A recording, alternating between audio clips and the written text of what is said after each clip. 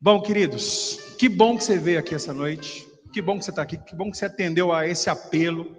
É ceia, é noite de celebração, e eu estou com essa mensagem mesmo no meu coração, que eu queria compartilhar com você. O Lucas já deu uma introdução, quer dizer, ele pregou, mas para mim a pregação foi uma introdução, e ele fez uma pergunta aqui no culto dos homens, né? Porque ele afirmou, e a Bíblia afirma isso também, Jesus está voltando, queridos. E ele fez uma pergunta para nós aqui, né? Você está preparado? Nós estamos preparados? Nós estamos preparados para a volta de Jesus? Então, eu já estava com isso no meu coração, e aí foi só confirmação, e eu queria compartilhar mesmo com vocês sobre esta palavra. Porque tudo que está acontecendo no mundo, o Evangelho já nos disse todas as coisas, já nos diz. O que está acontecendo é para que se cumpra exatamente as profecias das Escrituras. Então, e sempre quando acontece isso, veio a pandemia, né? Recentemente, vamos pensar nessas duas últimas coisas, a pandemia e agora a guerra da Ucrânia. E é claro que como pessoas, como cristãos, nós temos que nos levantar e orar, chorar com os que choram, né? Orar pelos ucranianos, orar pelos russos também, porque infelizmente essas decisões são tomadas por pessoas, que a gente brinca, né? Que ficam no seu ar-condicionado e tem um botão vermelho, não sei se tem, mas tem caneta, tem autorização, tem telefone para autorizar guerras. Então, inocentes, e que Deus falou no meu coração nesses dias, e quando acontece isso, as pessoas perguntam assim: pastor, é o fim do mundo? E eu vou mostrar para você aqui, queridos, que realmente Jesus está voltando, você sabe disso. E o que Deus colocou no meu coração, agora em pouco, estava vindo para cá, é que é o seguinte, tem muitos ucranianos morreram, muitos cidadãos morrendo, russos também. Morreram, estão morrendo. Mas muitos desses ucranianos que morreram agora, eles vão abrir os olhos perante o Rei dos Reis e vão entrar na morada eterna do Senhor. Mas tem muita gente que não está vivendo guerra nenhuma, que está com a vida mansa, que se morrer hoje, pode abrir os olhos e ver um trono branco e ir para o inferno. Então a guerra acontecendo, a vontade de Deus, desejo de Deus, está escrito na palavra, essas coisas irão acontecer. Jesus disse por várias vezes, é impossível, é inevitável que os escândalos venham, né? Que no mundo nós teríamos dificuldades, tribulações. E eu queria pegar esse ponto e pensar com vocês aqui. E eu queria começar pensando com vocês lá em Lucas no capítulo 15. Obrigado, meu querido. Lucas capítulo 15. Queria começar pensando com você na parábola do filho pródigo. Porque tudo começou aqui. Nessa mensagem no meu coração, tudo começou aqui. Parábola do filho pródigo, em Lucas capítulo 15. Você achou aí? Você conhece? Você vai me acompanhar aqui. Fica com a sua Bíblia aberta. Nós vamos ler várias passagens. E toda vez que a gente fala de volta de Jesus, fim do mundo, né, tribulação, num culto de domingo a gente não prega teologia, né, pastor Antônio? A gente não prega essas coisas. Embora a teologia esteja mutida. Então é claro que na teologia existem três principais visões da volta de Cristo. Quando que vai acontecer? Antes da tribulação, depois da tribulação, a tribulação é literal. Isso aí a gente estuda em teologia. Então, livre da teologia, livre desses pensamentos que anos e anos são carregados, eu vou ler aqui o que Jesus deixou escrito para nós, a sequência que ele deixou escrito para nós. Mas nem isso é o mais alarmante. Porque tudo que está acontecendo ao redor do mundo, a Bíblia, ela é a revelação de Deus para toda a humanidade. E tudo que está acontecendo no mundo é justamente aviso, alerta, sinal para a igreja, sinal para nós. Não é isso que Jesus disse? Quando vocês virem esses sinais, nós vamos ler esse versículo aqui. Então é um alerta, agora alerta para nós igreja e principalmente, queridos, pessoalmente, para cada um de nós, é um alerta para cada um de nós, para nós olharmos para a nossa vida. Por isso que a pergunta, estamos preparados? Porque eu sozinho, já falei isso aqui, não sou igreja. Eu sozinho sou filho de Deus, como você é filho de Deus também. Agora eu com você, nós já somos igreja. Onde 2 ou mais pessoas estiverem reunidas, no nome do Senhor, Ele estaria no meio. E a multiforme sabedoria de Deus, ela é manifestada pela igreja. E a igreja, ela é a arca de Noé para esses dias. Porque nós estamos chamando pessoas para entrar nessa arca, que é Jesus, o nosso Salvador. E eu quero começar com o filho pródigo. E qual que é a figura máxima aqui, né? Qual que é a caracterização que a gente pode tirar dessa história? Claro, a gente vê lá um homem que é o pai, representado aqui por Deus o Pai, e ele tem 2 filhos, tem os seus servos, tem a sua casa, que é o seu reino, e você lembra bem, nós vamos ler aqui, que um dos filhos pede a sua herança. Então diz assim no verso 12, verso 11, Lucas 15, você está comigo aí? Continuou, certo homem tinha 2 filhos, o mais moço tinha 2 filhos, queridos, 2 filhos, não é um filho e um perdido, não é um filho e um ímpio, 2 filhos. O mais moço deles disse ao pai: dá-me a parte dos bens que me cabe. E ele lhes repartiu os haveres. Passados não muitos dias, o filho mais moço, ajuntando tudo que era seu, partiu para uma terra distante, e lá dissipou todos os seus bens. Está dando um ecozinho. Você consegue tirar um pouquinho do retorno lá para mim, por favor? É o retorno. Todos os seus bens, vivendo dissolutamente. Depois de ter consumido tudo, sobreveio àquele país uma grande fome. E ele começou a passar necessidade. Então ele foi e se agregou a um dos cidadãos daquela terra, e este o mandou para os seus campos a guardar porcos. Ali desejava ele fartar-se de alfarrobas que os porcos comiam, mas ninguém lhe dava nada. Então, caindo em si, disse: quantos trabalhadores do meu pai têm pão com fartura, e eu aqui morro de fome? Levantar-me-ei e irei ter com meu pai, e lhe direi: pai, pequei contra o céu e diante de ti. E aqui, você lembra dessa história? Você sabe, né? Mas o que eu quero que você pegue aqui? A gente já pensou isso outra vez. Lucas capítulo 15 fala de perdas, né? Ele fala de uma ovelha que se perdeu, da dracma perdida, e fala do filho. E a gente já pensou, a ovelha, ela sabia que ela estava perdida, mas ela não sabia voltar. Então o pastor larga as 99 e vai buscar a ovelha. A dracma, ela não sabia que ela estava perdida. Por isso a mulher vai lá e com diligência procura e encontra. E a gente viu aqui que o filho foi embora, o pai não foi atrás. E tem o outro filho que ficou ali. E aqui a gente tira uma outra lição também, queridos. Aquele filho que ficou, ele não tinha consciência que era filho, ele não tinha convicção que era filho, porque ele se igualou aos seus servos. Né? Quando o filho pródigo volta, ele fala assim: eu estou aqui há tanto tempo, meu pai nunca fez uma festa para mim. E aí o pai: mas meu filho, você está aqui comigo, tudo que é meu é teu. Ele não tinha mentalidade de filhos, ele tinha mentalidade de servo. E muitas vezes na nossa vida espiritual, na nossa vida ministerial, a gente faz as coisas no automático e a gente tem a mentalidade de servo.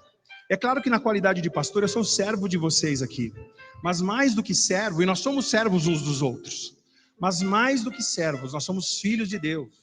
Então a primeira coisa para você caminhar com a sua vida espiritual com Deus, entenda, você é filho de Deus. Somos servos sim, mas somos filhos de Deus. Porque se eu pregar todas as vezes aqui com a mentalidade de servo, é pesado para mim. Porque o servo, né, é serviçal. Escravo é outra palavra.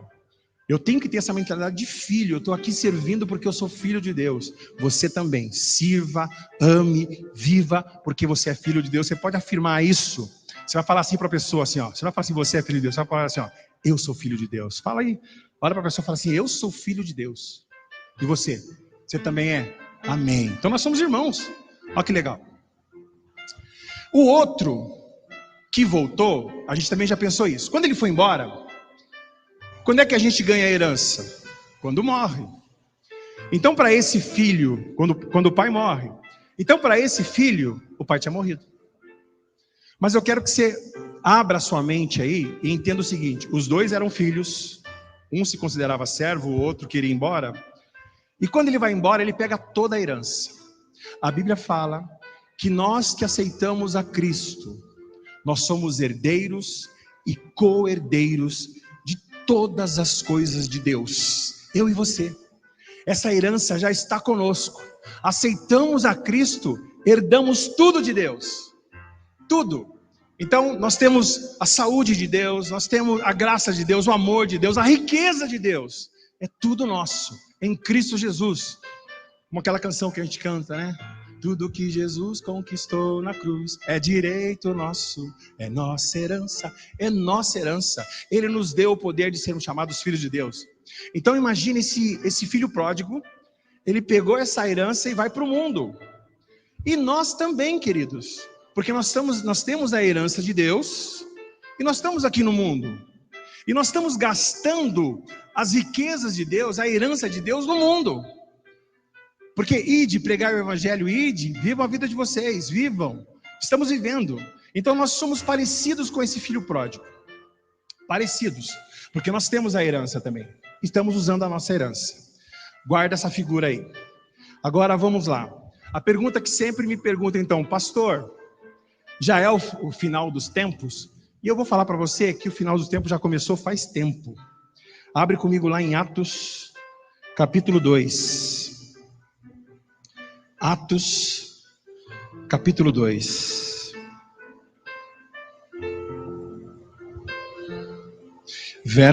A partir do verso 14. Você vai lembrar o que acontece em Atos no capítulo 2? A descida do Espírito Santo. A gente fala que formou-se a igreja neste momento, porque a igreja é formada pelo Espírito Santo de Deus. A igreja tem o Espírito Santo de Deus. Por isso que eu falo, são duas ou mais pessoas. Um só, eu sou filho de Deus. Dois, já passamos a ser igreja. Verso 14, você está em Atos capítulo 2, verso 14? Então se levantou Pedro com os 11, e erguendo a voz, com os 11, a igreja já se levantou. E erguendo a voz, advertiu-os nesses termos: varões judeus e todos os habitantes de Jerusalém, tomai conhecimento disto e atentai nas minhas palavras. Estes homens não estão embriagados, como vindes pensando, sendo essa a 3ª hora, 9 horas da manhã. Mas o que ocorre é que foi dito por intermédio do profeta Joel. E agora leia o verso 17, querido. E acontecerá nos últimos dias, diz o Senhor, que eu derramarei do meu espírito sobre toda a carne. Vossos filhos e vossas filhas profetizarão, vossos jovens terão visão e sonharão vossos velhos. Neste momento, querido, começou a igreja. O primeiro dia da igreja é o início dos últimos dias aqui na terra. Os últimos dias já começou com a igreja. Pedro e a igreja já estavam vivendo os últimos dias, porque ele afirmou: nos últimos dias iria acontecer isso que está acontecendo. Deus iria derramar o Espírito sobre toda a carne, e o Espírito Santo veio e se derramou sobre toda aquela carne. Então os últimos dias já começaram faz tempo. E aí depois aqui, se você continuar lendo, Pedro já vai revelando o que vai acontecer na frente. O que está acontecendo já é o que vai acontecer. Até sobre os meus servos e sobre as minhas servas derramarei do meu Espírito. Está acontecendo. E profetizarão. Mostrarei prodígios em cima no céu e sinais embaixo da terra. E aí vem que tipo de sinais? Sangue, fogo e vapor de fumaça. O sol se converterá em trevas, aqui já está caminhando mais para o fim, e a lua em sangue, antes que venha o grande e glorioso dia do Senhor. E acontecerá que todo aquele que invocar o nome do Senhor será salvo. Então os últimos dias já começou com a igreja. Iniciou a igreja, os últimos dias iniciaram também. Agora vamos lá para o capítulo de Mateus 24. Mateus 24, que é onde o próprio Jesus, e é aqui que eu queria que você não pensasse como teologia, mas eu vou seguindo o que Jesus está falando. É o famoso sermão profético de Jesus. Ele dá aqui uma sequência de como que iria acontecer. De novo, eu estou lendo a sequência de Mateus 24, eu estou lendo a sequência que Cristo deu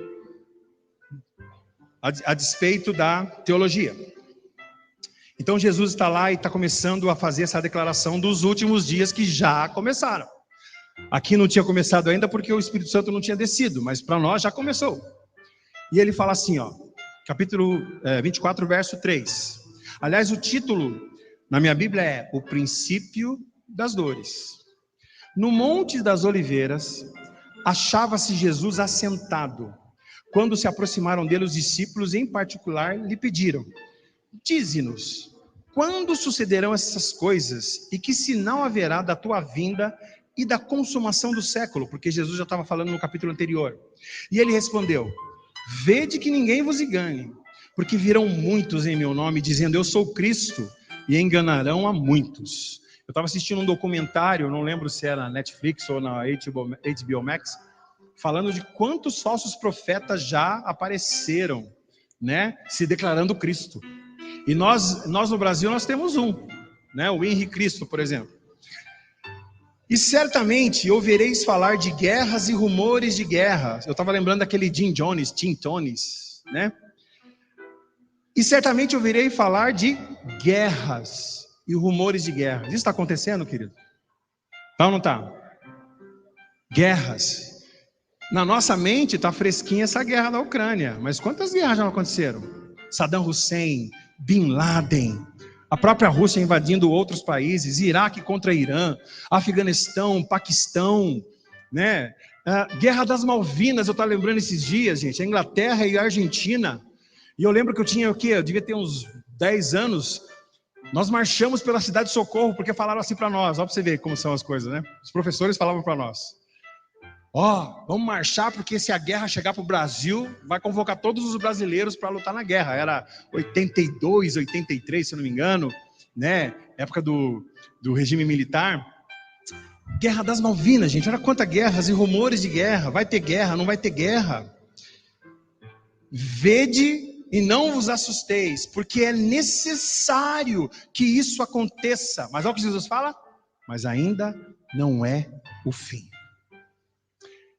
O final do tempo, os finais do tempo já começou, mas ainda não é o fim. Mas nós já estamos nos fins dos dias. Jesus está voltando, queridos. Jesus está voltando. Verso 7. Porquanto se levantará nação contra nação, reino contra reino, e haverá fomes e terremotos em vários lugares. Porém, tudo isto é princípio das dores. Os finais do tempo já começou. Os princípios das dores também já começaram, porque essas coisas já estão acontecendo. Então sereis, verso 9, atribulados e vos matarão. Quantos cristãos não estão morrendo pelo mundo afora, querido? Neste momento, em algum país islâmico, tem cristão morrendo. Nesse momento, em algum país como a Coreia do Norte, cristãos estão morrendo. É só você acompanhar aquele site, aquele grupo Portas Abertas, né? É um que mostra a morte dos cristãos. E não se divulga isso na televisão. E não se fala isso. Mas se morrer, né? Enfim, vocês sabem. Sereis odiados de todas as nações. Está certo que também por causa de alguns homens que se levantam como homens de Deus e também fazem só caca, né? Mas por causa do meu nome. Nesse tempo, muitos hão de se escandalizar, trair e odiar uns aos outros. Gente, está uma polarização no mundo inteiro. E não é só questão de política, não, queridos. É questão porque a Bíblia fala, Jesus diz o seguinte aqui também, ele fala assim, que nos últimos dias, o amor se esfriaria de muitos. Não é de todos, mas de muitos, inclusive na igreja. O amor se esfriaria de muitos. Hoje em dia, é verdade, nós temos algumas conquistas, né? Algumas minorias que tempos atrás eram perseguidas, hoje elas têm voz. Mas eu quero falar uma coisa para você, querido. Tolerância é uma coisa, amor é outra. Eu tolero muitas vezes porque uma lei me obriga a tolerar. Mas se eu amar, essa tolerância é diferente. Eu amo e respeito a nossa diferença. Então o que a gente está vendo no mundo inteiro é uma tolerância, não é amor. Porque parece que é na mesma medida que essas minorias, esses espaços, essas conquistas dessas pessoas estão avançando, o ódio também. Se essa fosse a solução, então o ódio seria dissipado, né? Mas a gente sabe que também é o reino das trevas. Então, e vocês seriam odiados e odiariam uns aos outros. 11. Levantar-se-ão muitos falsos profetas e enganarão a muitos, de todas as religiões. Aqui está, né? E por se multiplicar a iniquidade, o amor se esfriará de quase todos. Nessa versão. Na outra diz de muitos. Aquele, porém, que perseverar até o fim, esse será salvo. Eu só estou nos princípios da dores, queridos. Olha o verso 14. E será pregado esse evangelho do reino por todo o mundo para testemunho e todas as nações, então virá o fim. Olha a sequência para você não perder. O final dos tempos começou lá com a igreja, em Atos. Jesus veio e anunciou os princípios das dores. Os princípios das dores já começaram, porque essas guerras, terremotos, esse ódio já vem vindo. E agora Jesus vai entrar numa outra questão, na outra sequência. Verso 15. O título meu é A Grande Tribulação. 15. Quando, pois, virdes o abominável, e eu quero que você vá prestando atenção, lendo comigo aí, queridos, em cada palavra aqui, e que o Espírito Santo fale ao seu coração. Você já leu isso aqui muitas vezes, mas depois eu vou fazer uma pergunta no final, para você. Quando, pois, virdes o abominável da desolação, que falou o profeta Daniel, no lugar santo, que ele entenda, aqui já é teologia, né? Que o anticristo vai profanar o lugar santo. Então os que estiverem na Judéia fujam para os montes. Quem estiver sobre o eirado não desça a tirar coisa alguma. Quem estiver no campo não volte atrás para buscar a capa. Ai das que estiverem grávidas e da que amamentarem naqueles dias. Orai para que a vossa fuga não se dê no inverno nem no sábado, porque nesse tempo haverá grande tribulação, como desde o princípio do mundo até agora não tem havido e nem haverá jamais. Então isso aqui ainda não aconteceu. Não tivesse aqueles dias sido abreviados, ninguém seria salvo, mas por causa dos escolhidos, tais dias serão abreviados. Alguém falou assim, nós vimos essas cenas terríveis da guerra, a gente assiste, né? E alguém falou assim, pastor, Deus não vai abreviar esses dias? Falei, com certeza Deus está abreviando esses dias. Essa guerra poderia durar 5, 6 anos, com certeza vai acontecer alguma coisa e a paz do Senhor... Você pode ter certeza, mas por causa da igreja, por causa dos filhos de Deus, por causa dos escolhidos, porque a gente se levanta e ora. A gente tem que chorar com aqueles que choram, se alegrar com os que se alegram. Então a sua posição como igreja, como filho de Deus, é orar pela paz. Aliás, os Salmos diz, né? Orai pela paz em Jerusalém, porque lá a guerra é todo tempo, todo momento. Verso 23. Então se alguém vos disser, eis o Cristo, ou ei-lo ali, não acrediteis. Porque surgirão falsos cristos e falsos profetas, eles estão em todo o tempo. Está vendo como o inimigo age? Lá no começo da igreja, no princípio das dores e até na tribulação, grande tribulação. Para enganar, se possível, até os próprios eleitos. Vede que vô-lo tenho predito. Portanto, se vos disserem, eis que ele está no deserto, não saias. Ou ele no interior da casa, não acrediteis. E aí ele fala como é que vai ser a volta dele.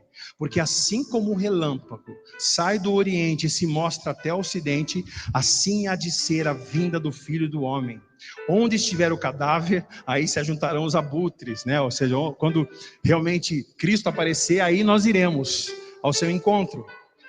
E ele continua falando, logo em seguida a tribulação. Então aqui, de novo, é o que essa sequência aqui de Mateus está falando para mim. Finais dos tempos, princípios das dores, grande tribulação, e agora o título está assim, ó, a vinda do Filho do Homem. Então depois de todas essas coisas acontecerem, coisas terríveis que nós nem podemos imaginar, Apocalipse nos mostra muita coisa. Logo em seguida, verso 29, a tribulação daqueles dias, e vai anotando o que vai acontecendo. O sol escurecerá, a lua não dará sua claridade. Olha lá, a mesma coisa que Pedro falou, quando o Espírito desceu. E as estrelas cairão do firmamento, e os poderes do céu serão abalados. Então acontecerá no céu o sinal do Filho do Homem. Todos os povos da terra se lamentarão e verão o Filho do Homem vindo sobre as nuvens do céu com poder e glória. Você pode dar um glória a Deus aí, aleluia?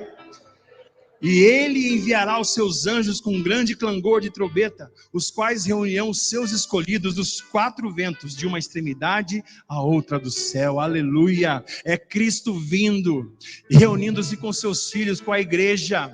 Ou, como diz aquela canção, né? Já refúgio a glória eterna.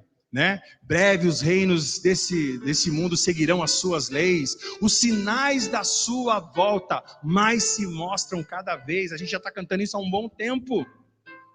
Aí Jesus vai falar da palavra da figueira, porque, então qual é a posição da igreja? Qual é a posição sua aqui? Alerta, exortação à vigilância. Aí ele fala da figueira, quando os ramos se renovam, sabeis que o verão está próximo. Assim também, quando virdes, verso 33, todas estas coisas, sabei que está próximo às portas. Jesus está voltando. Em verdade vos digo que não passará essa geração sem que tudo isso aconteça. É uma coisa interessante, por isso que também corrobora aí com o início dos fins lá. Verso 36, mas a respeito do dia e da hora, ninguém sabe. Então, pastor, quando vai ser? Deus nos deu o sinal. Deus nos deu os sinais. A gente olhar os sinais, a gente perceber, opa. E olha o 37 que eu queria que você prestasse atenção aqui, queridos. Pois assim como foi nos dias de Noé, também será a vinda do Filho do Homem. Porque assim como nos dias anteriores ao dilúvio, comiam e bebiam, casavam e davam-se em casamento, até o dia em que Noé entrou na arca, e não o perceberam, senão quando veio o dilúvio, e os levou a todos. Assim também será a vinda do Filho do Homem. Interessante Jesus terminando, fazendo essa comparação com os dias de Moisés. Eu fiz você ler tudo isso aí, fiz você lembrar tudo isso daí. O Espírito Santo falando conosco aqui nessa noite, nos lembrando dessas coisas, dos sinais, para nós ficarmos com o nosso coração tranquilos no Senhor, mas alertas com a nossa própria vida. Mas a grande coisa aqui, eu olho para esse texto aqui, queridos, e eu não vejo, e você não está vendo aí, você não está vendo nenhuma lista de pecados aí. Pode voltar. Jesus falando do fim do mundo, e não tem nenhuma lista de pecados. E neste momento que ele está falando aqui de Noé, ele também não está falando de pecado. Ele vai falar em Apocalipse, né? Ele vai falar nas cartas de Paulo. Sabe por quê? Sabe qual é a grande preocupação de Cristo em nos passar aqui? O que Jesus está falando aqui, e o resumo de tudo que Jesus está falando aqui é o seguinte: igreja minha, filhos meus, vocês que estão vivendo a vida de vocês, vocês que estão bebendo, vocês que estão casando, vocês que estão se dando em casamento, vocês que estão fazendo todas as coisas, assim como foi no dia de Moisés, quando eu voltar. E a Bíblia fala assim: porventura, quando o Senhor Jesus voltar, Ele quer achar o seu servo fazendo exatamente aquilo que Ele lhe pediu. Esse alerta aqui, queridos, não é alerta para o mundo. Esse alerta aqui é para a igreja. Jesus está falando com a igreja. E Jesus está falando para nós aqui nesses dias. Você está vivendo a sua vida todo despreocupado. Não tem guerra aqui no Brasil, estamos fazendo a vontade. Nós temos nos desviado da casa do Pai. Nós somos o filho pródigo. Nós temos a herança, estamos vivendo a herança, gastando a herança de Deus nessa terra, mas nós temos nos afastado, e é para essa geração que se casa e dá, ou seja, o que Jesus está falando? Você está vivendo a sua vida normal, mas eu virei sem demora. Então todos esses avisos, se você voltar lá, é aquele que estiver lá no eirado, aquele que estiver lá, é para nós, é para a igreja. Porque o mundo já está condenado. Quem não tem Cristo já está condenado. A lista do pecado lá, né? Aos idólatras, aos ladrões, aos covardes, aos mentirosos, fugiu a palavra aqui, né? De Sodoma, sodomia. A esses já lhe cabe o fogo do inferno. Mas para os filhos de Deus, não. Para nós, o inferno não foi feito para nós. Aliás, não foi feito para ninguém. A Bíblia fala que foi feito para os anjos, para o diabo e os seus anjos, e aqueles que vão acompanhar o diabo. Mas o Senhor criou o céu para nós. Então o grande alerta que eu queria falar para você, e agora ligando com o filho pródigo, querido, é exatamente isso. Nós somos o filho pródigo. E nós estamos gastando a nossa riqueza nesse mundo. E Jesus está falando assim: volta, filho meu. Volta, filho meu. Lembra como termina lá a parábola do filho pródigo? Ele caiu em si. O filho cai em si e volta. E quando ele volta, cena linda, maravilhosa, o pai já enxerga de longe. Primeiro que o pai já estava esperando, né? Acho que ele não saía dali, não fazia mais nada, eu acho. E quando viu, ele corre, vai até o encontro, abraça, beija. E o filho já está com o discurso preparado. Eu me arrependi, pai, eu pequei contra os céus, contra ti, me coloca como... E o pai nem deixa ele terminar de falar.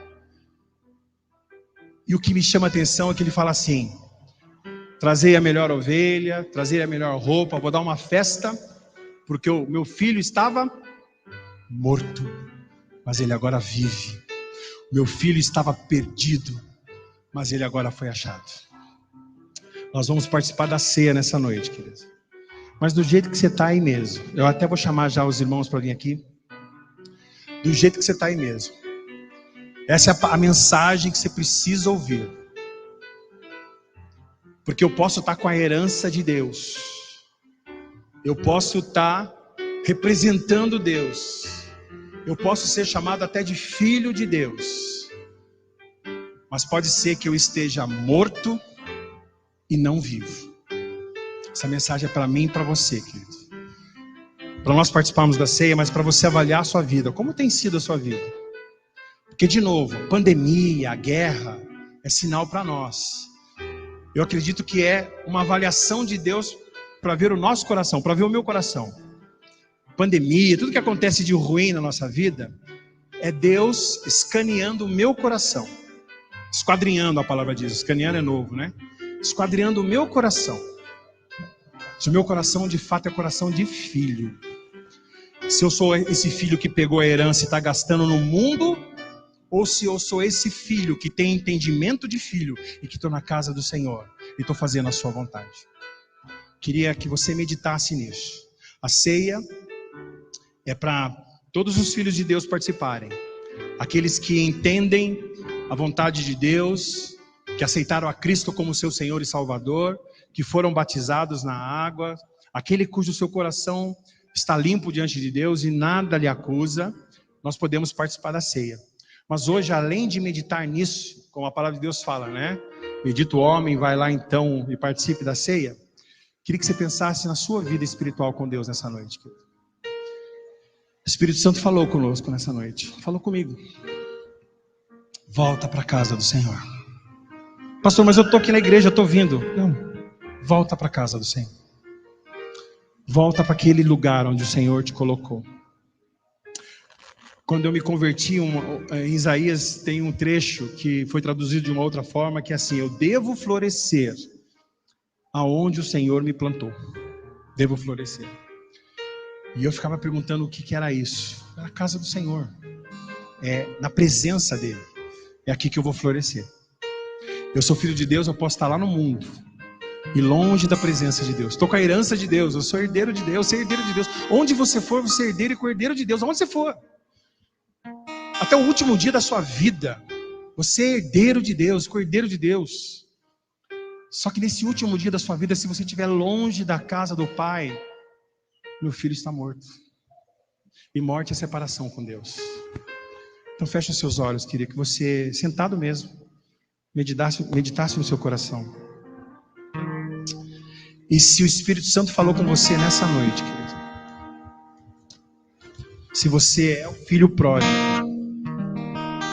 se você é esse filho pródigo, com a sua fronte abaixada, se você é o filho pródigo e você deseja voltar à casa do Pai, voltar aos braços do Senhor, esse é o momento de você fazer isso, de entregar a sua vida.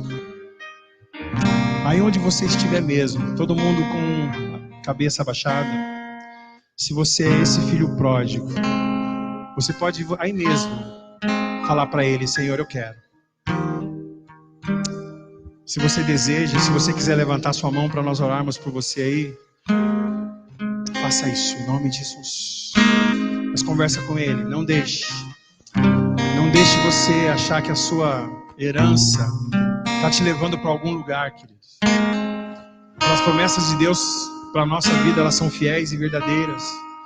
Mas ainda que eu não tivesse riqueza nenhuma do meu Deus e do meu Pai, mas eu tenho o meu Deus e o meu Pai, eu tenho tudo, porque quem tem Cristo tem tudo. Abra mão, como foi falado aqui no início, abra mão dos seus achismos. Abra mão dos seus romances com esse mundo, porque essas coisas são romance com o mundo.